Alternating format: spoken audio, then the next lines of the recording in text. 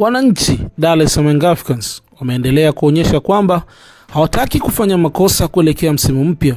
Safari hii wameamua kuimarisha eneo la ulinzi kwa kumsajili beki wa kati Farouk Kumala. Lakini swali ni moja, Yanga watanufaika na nini kutoka kwa Farouk?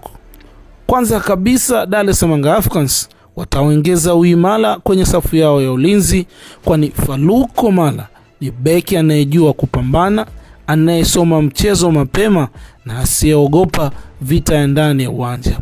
Hivyo pekee inaweza kuifanya Yanga iwe ngumu zaidi kufungwa. Pili, anakuja na uzoefu mkubwa wa mechi za viwango vya juu. Huo ni mtaji muhimu kwa timu inayotaka kufanya vizuri na makubwa kwenye ligi kuu na CAF Champions League.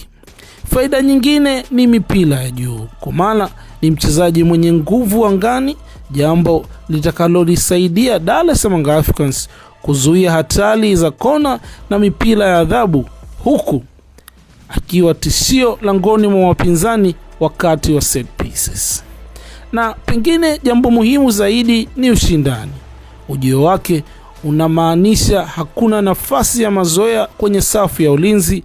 Kila beki atalazimika kupambana kila siku ili kupata nafasi ya kuanza kikosini, na hilo linaifanya timu kuwa bora zaidi. Kwa kifupi, Dar es Salaam Africans hawajasajili jina tu, wamesajili uimara, uzoefu, uongozi na ushindani. Kama Farouk Kumala ataendana haraka na mfumo wa timu, basi wananchi wanaweza kuwa na moja ya safu bora kabisa za ulinzi msimu huu wa 2026-2027.